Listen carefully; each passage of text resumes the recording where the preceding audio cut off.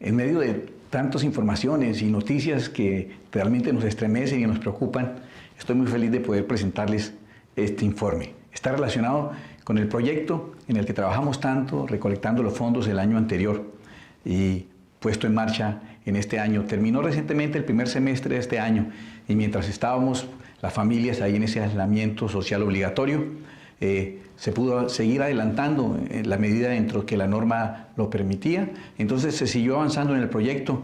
Quiero hacer primeramente un reconocimiento especial a la fidelidad de Dios, al respaldo de Él a través de la iglesia, fiel, comprometida, y al liderazgo tan maravilloso que llevaron a cabo tanto el pastor Mario Roa como director general de este proyecto y su colaborador, el doctor Miguel Moreno, nuestro tesorero.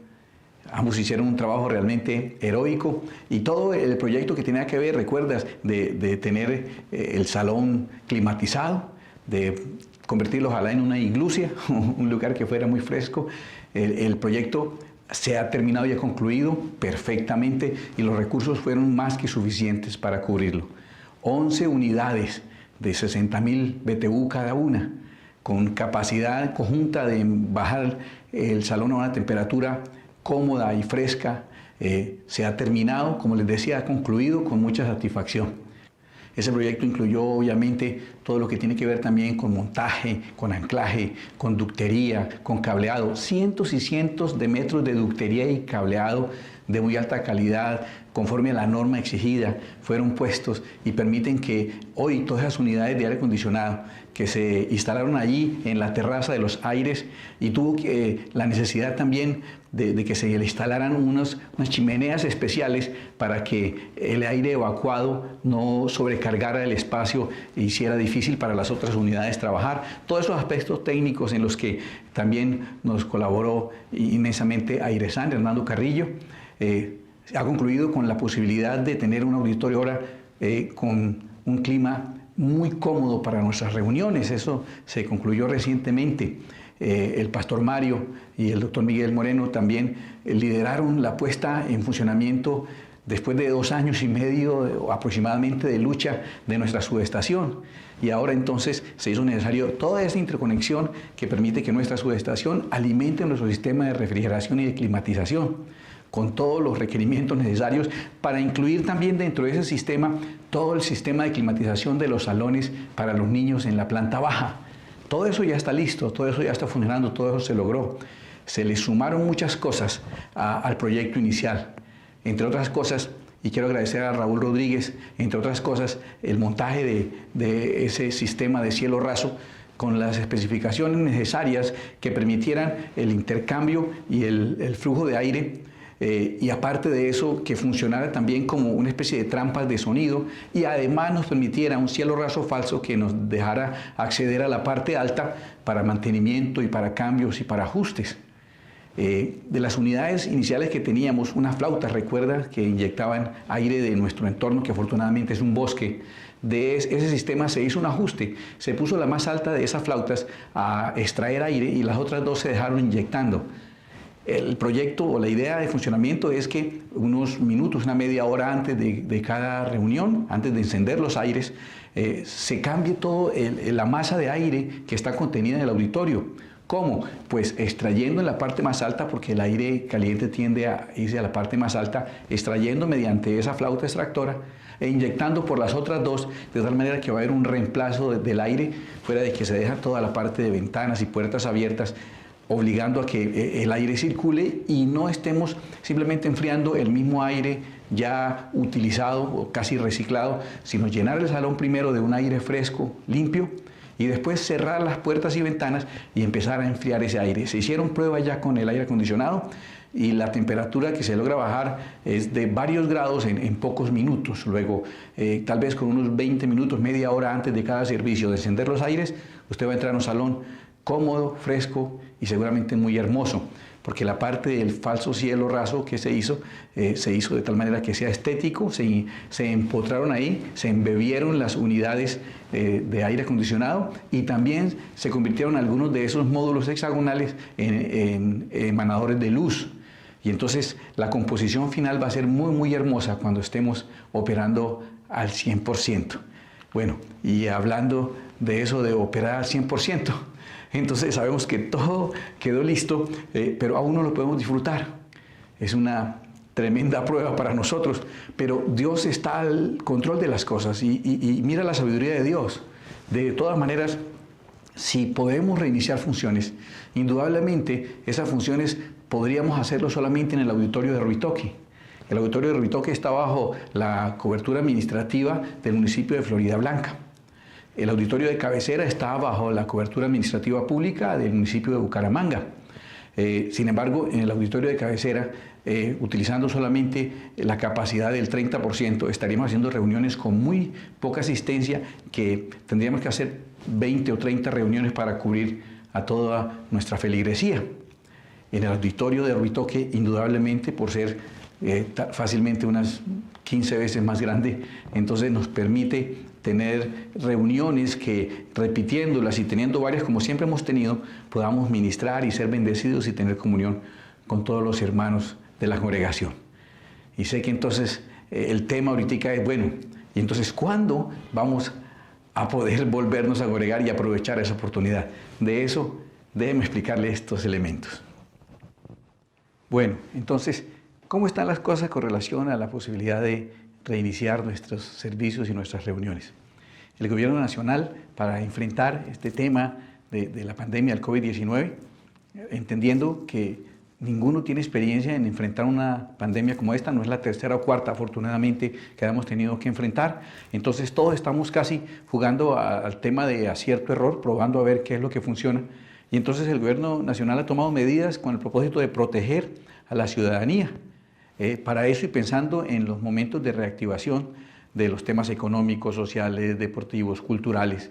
Entonces se dividieron las actividades de la sociedad en por lo menos 5 grupos, dependiendo del nivel de riesgo que cada grupo representa en cuanto a posibilidad de convertirse en foco de contagio. Y el grupo de muy alto riesgo es el grupo de hospitales, transporte público, las actividades como reuniones familiares sociales o con amigos, los bares y las discotecas, los eventos masivos y espectáculos, las plazas de mercado, los gimnasios y los eventos religiosos. Estamos en el último de los grupos, en el de más alto riesgo, por la razón de que conglomeramos un alto grupo de personas y un alto grupo de personas que interactúan entre sí en la parte de comunión, de contacto físico. Entonces, por eso estamos en el muy alto, o el gobierno nos calificó. Para enfrentar entonces todo este proceso de reactivación social, cultural, económica, entonces el gobierno emanó, el Ministerio de Salud y Protección Social emanó una resolución el 24 de abril de este año que tiene todos los requisitos para reactivar cada uno de los sectores, repito, económicos, sociales, culturales, religiosos de nuestro país. Esto lo digo casi a manera de broma, no queriendo generar allí una conspiranoia nueva, pero el decreto que pone los requisitos para todos los sectores y las actividades del país, no solo a nosotros, pero el decreto al que tenemos que satisfacer ahora y que nos restringe y que nos dice qué hay que hacer y qué no se puede hacer, es el decreto número 666 del 24 de abril del 2020. Esto es algo, yo creo que más anecdótico que profético, no encuentro tropiezo en eso, pero me parece sumamente curioso que haya sido así.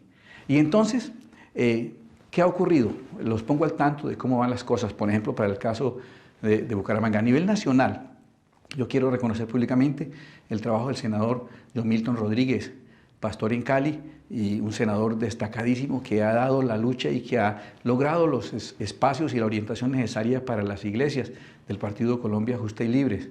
Aquí también en Santander ya se hizo una reunión esta semana, por ejemplo, con el alcalde de Bucaramanga y sus asesores, gestionada por el concejal Jaime Andrés Beltrán y el concejal Tito. Entre ellos nos reunieron a los pastores.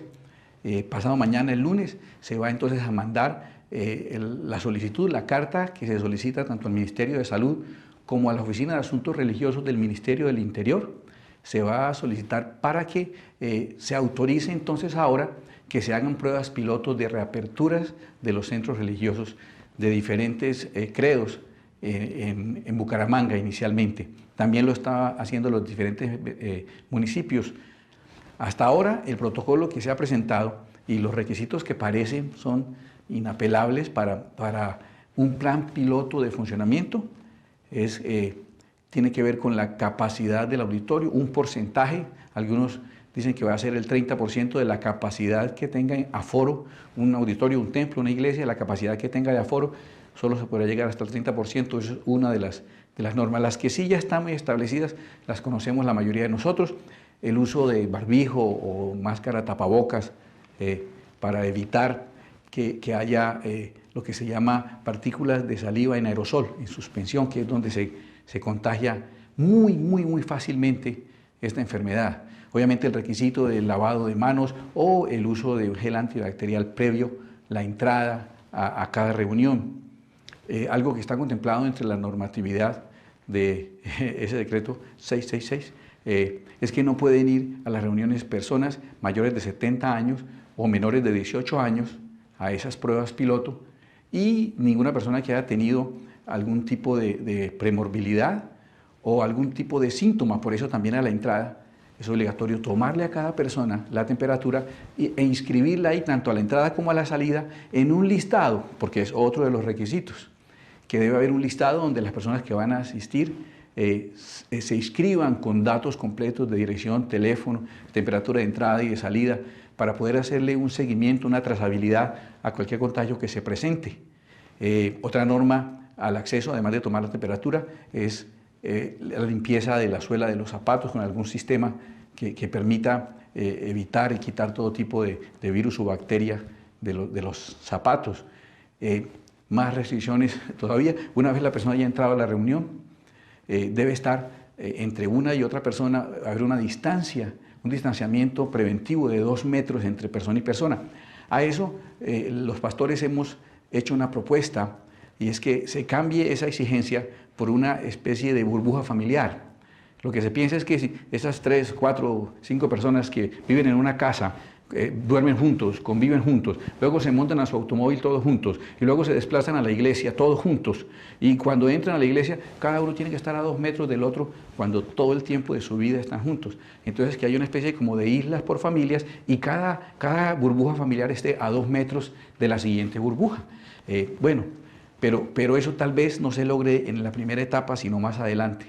Otro de los requisitos es que las reuniones no pueden durar más de 1 hora para lograr reducir el tiempo de riesgo de exposición.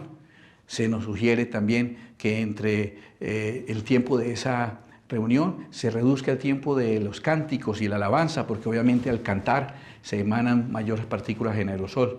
Y entonces se pide también tratar de reducir o eliminar la postración, iglesias donde la gente se pone de rodillas y pone las manos sobre el piso y eso incrementaría la posibilidad de contagio. Debe haber entre reunión y reunión un espacio suficiente para que se dé un proceso de desinfección de la silletería y de los sitios que se están usando. Además de eso, y mira qué anecdótico, por fin podemos cerrar todas nuestras puertas y poner a funcionar nuestro aire, pero no está permitido. Deben hacer las reuniones con puertas y ventanas abiertas para que haya un mayor flujo de aire y se logre tener un nivel de asepsia mayor. Los ajustes tendrían que incluir que como las reuniones se harían el fin de semana, para no cargar el sistema masivo de transporte entre semana, se haría el fin de semana, posiblemente los domingos sean que se permita. Entonces debe levantarse también una norma de toque de queda que está llevándose a cabo desde el sábado de la noche hasta el lunes o martes, cuando el lunes es festivo. Entonces habría que levantar esa norma o ajustarla para que las personas puedan desplazarse hasta las iglesias. Toda esta carta, todos estos procedimientos se están tramitando entonces ante el Ministerio de Salud y ante el Ministerio del Interior, la Oficina de Asuntos Religiosos. Hay una persona maravillosa, una funcionaria excelente, una profesional maravillosa, la doctora Lorena Ríos, que ha estado con esa sensibilidad que tiene para los temas espirituales y también para los temas sociales y administrativos. Ha hecho una gestión realmente muy maravillosa.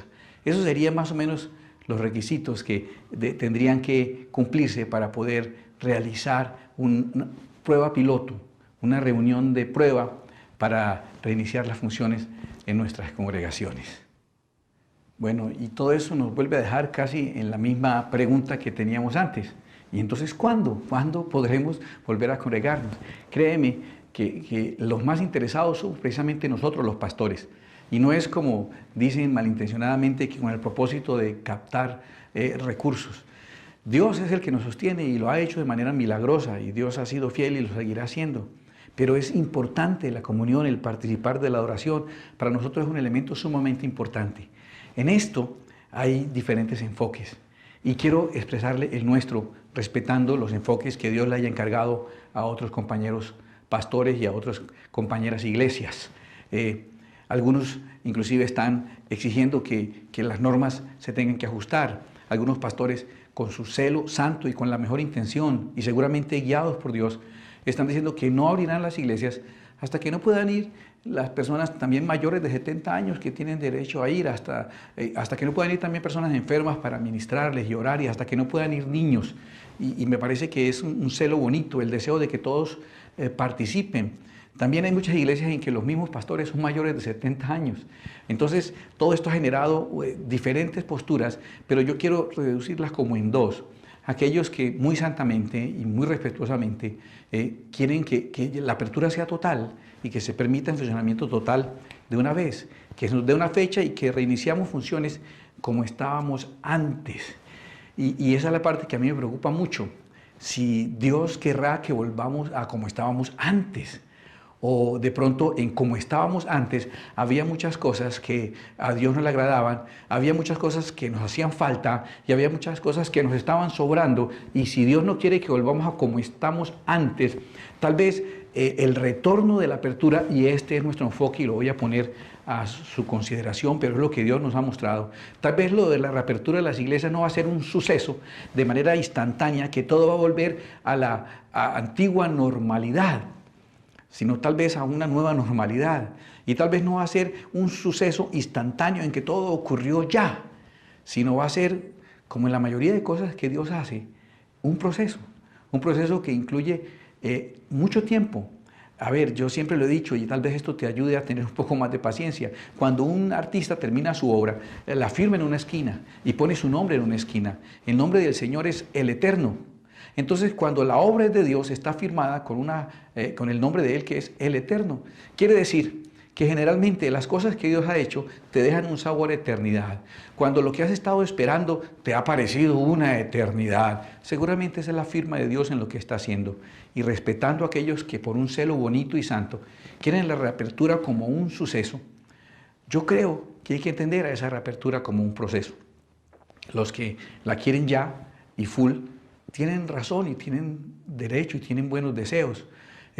Tienen el temor también de que se esté usando toda esta normatividad para perseguir a la iglesia. Pues como les decía, muy curioso que la misma norma sea la norma 666.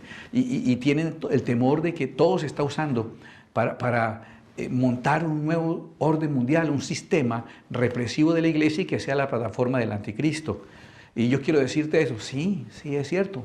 Esta pandemia se está usando para establecer un nuevo orden mundial.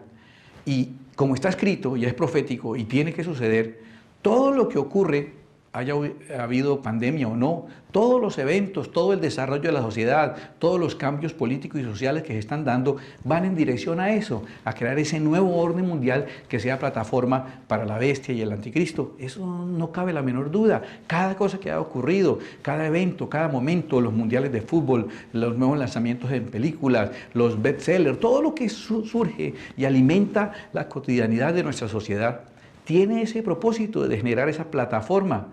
Yo no es que no crea que se está estableciendo un nuevo orden mundial, y no es que dude que se estén usando la normatividad de protección en esta pandemia también para acelerar esos procesos, y lo de la vacuna y lo demás, todo eso cabe dentro de lo que la Biblia ha profetizado.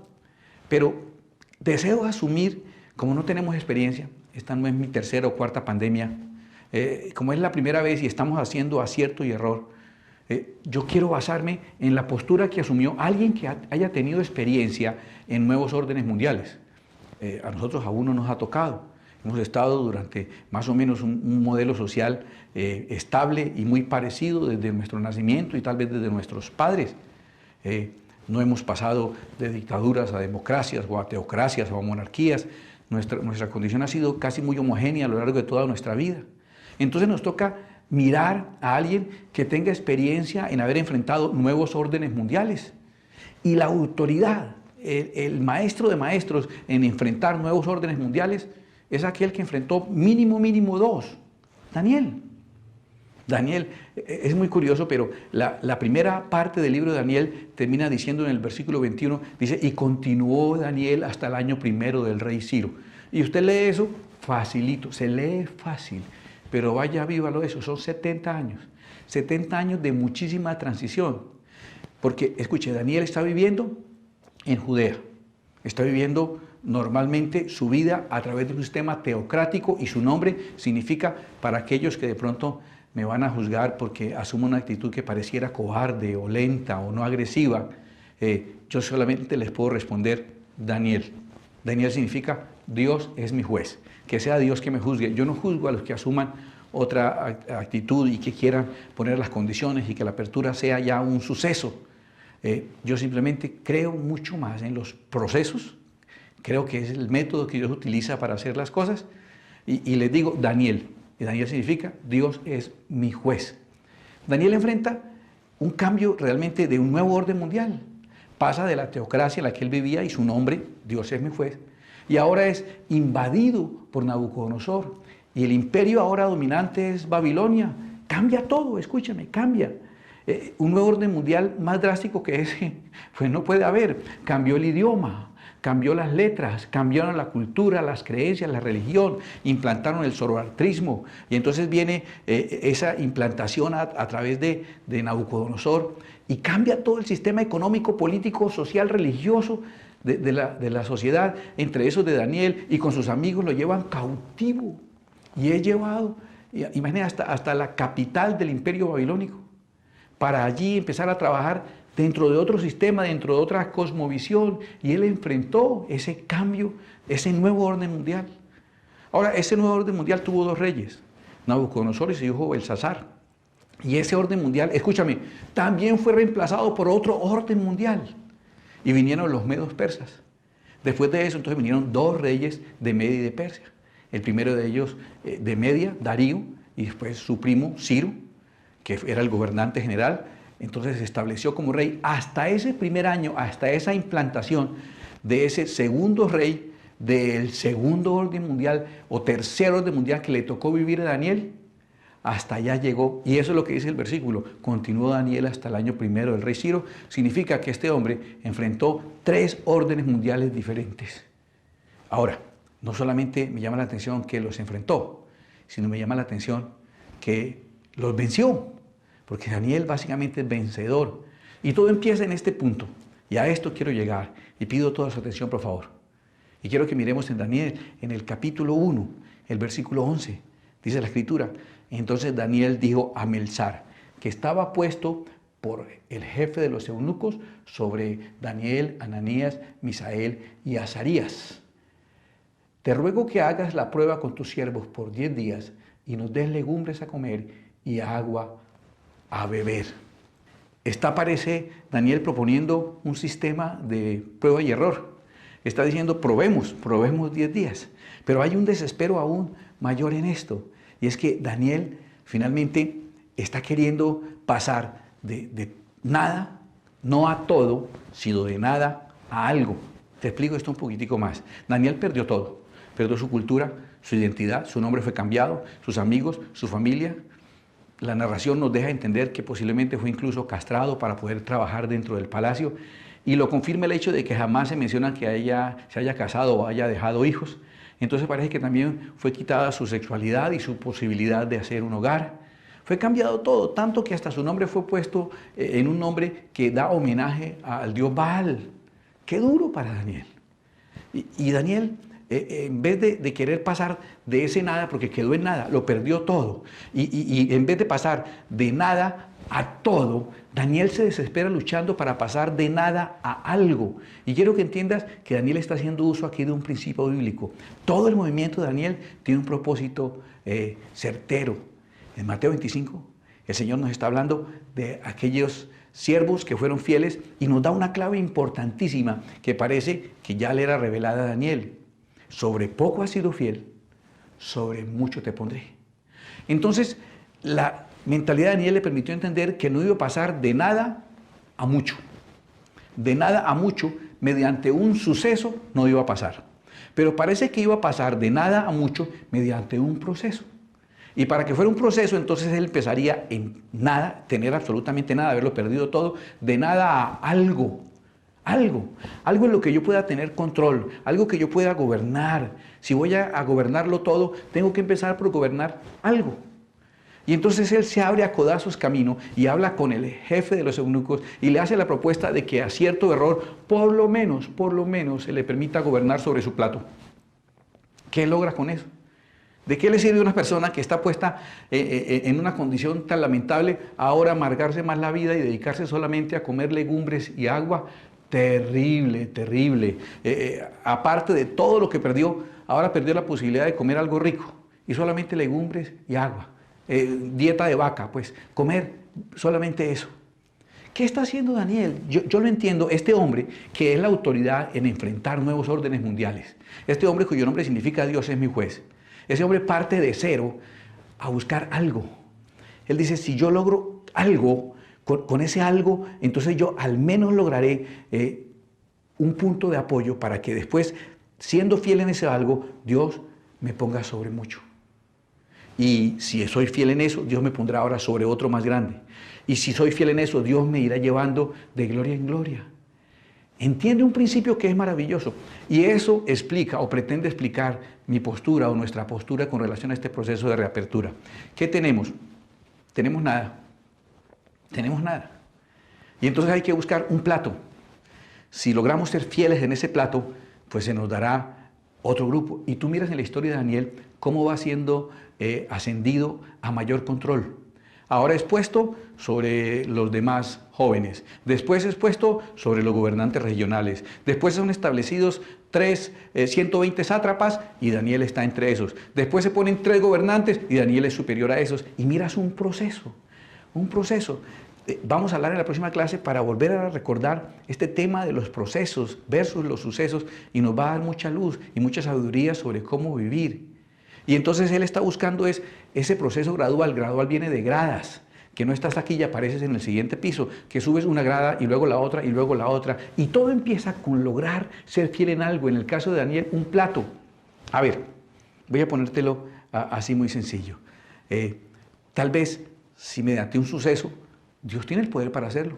Dios tiene el poder. Yo no dudo que mañana puedan resultar diciendo que desapareció el COVID del planeta Tierra y que las personas que estaban enfermas ahora todos están sanos. Y sería un milagro maravilloso. Y ese milagro permitiría que todos volviéramos a la antigua normalidad.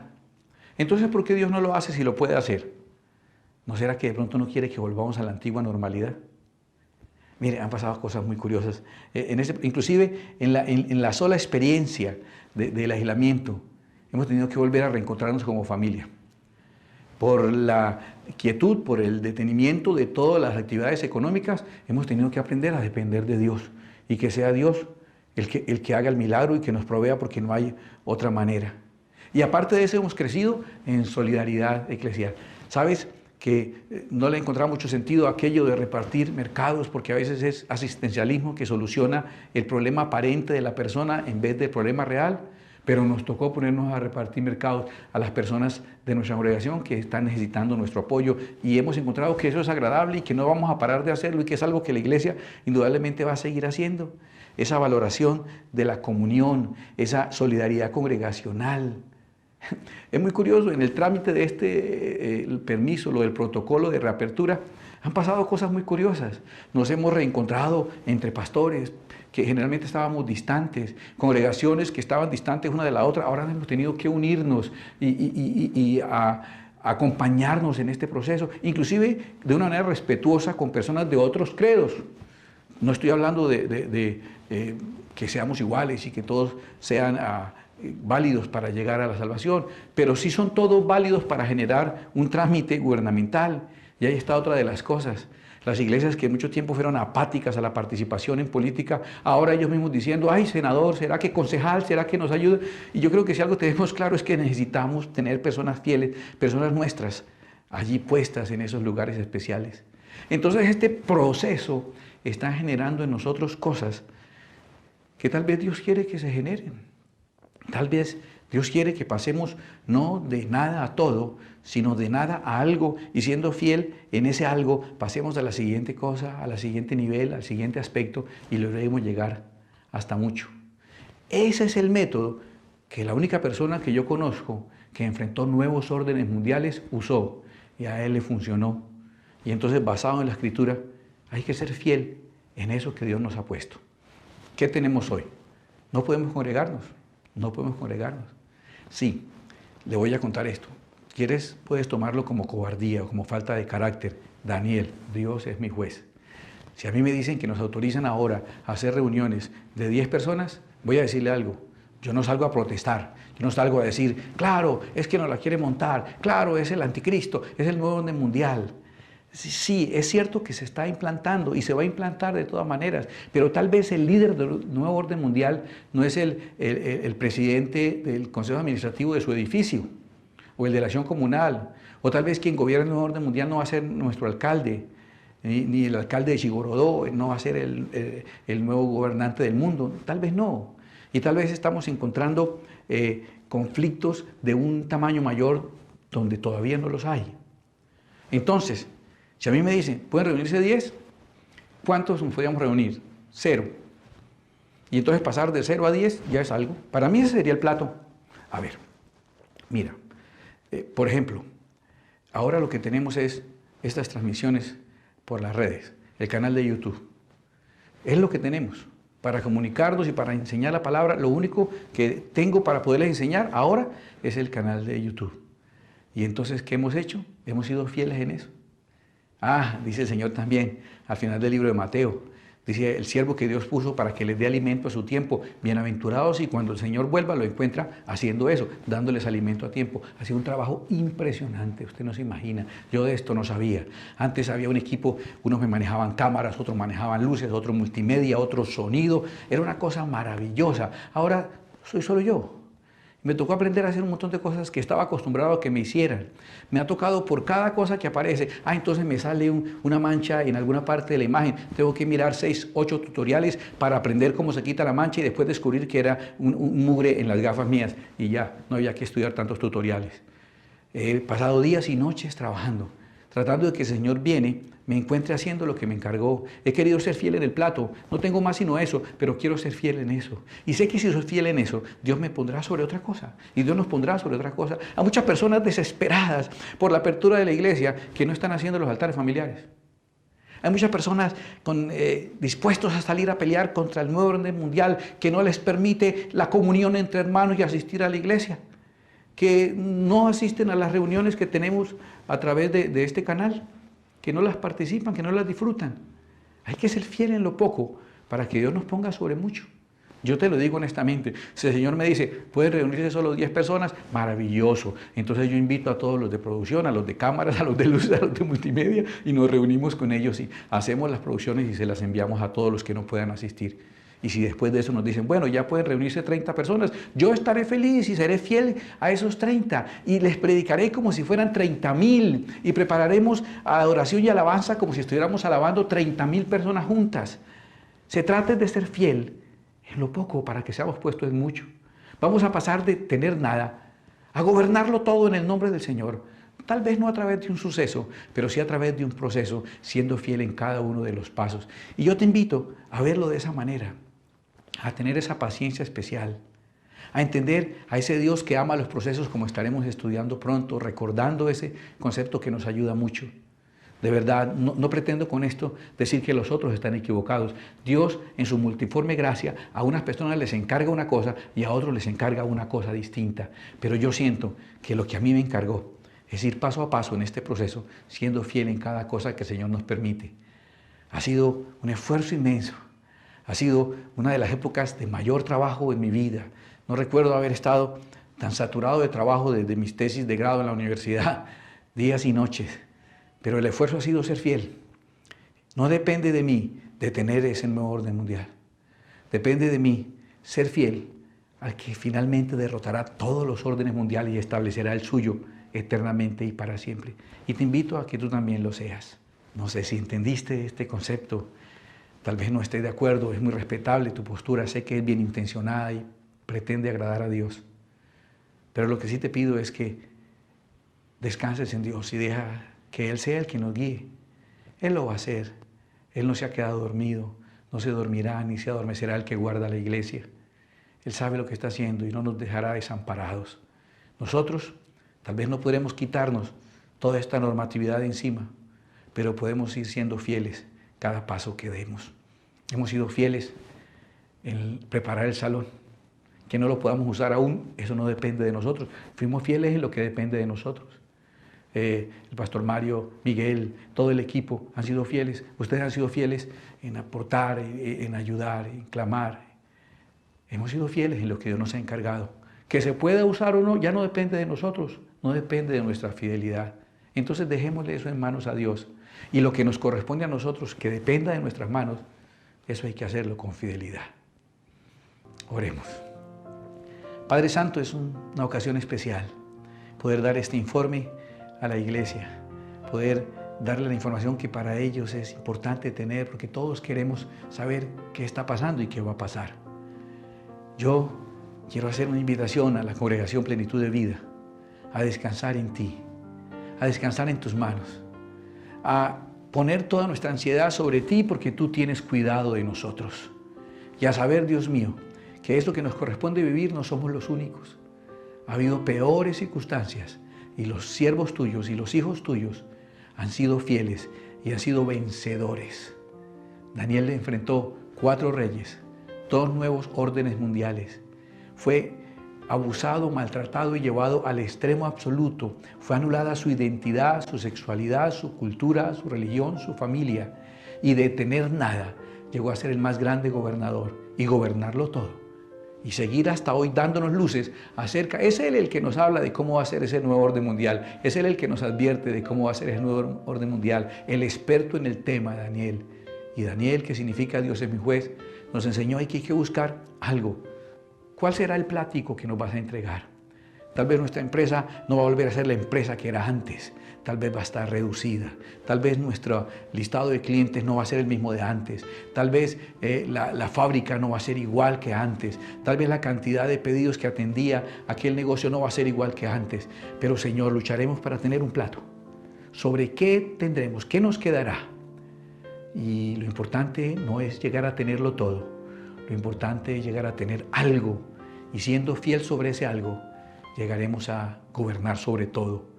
Es lo que tu palabra nos enseña y lo que nosotros entendemos y obedecemos en el nombre de aquel que finalmente establecerá su reino y su verdadero orden universal para siempre. Mi Señor y Salvador Jesucristo, a quien es la honra, la gloria, el imperio y el poder por los siglos de los siglos. Amén. Que Dios los bendiga.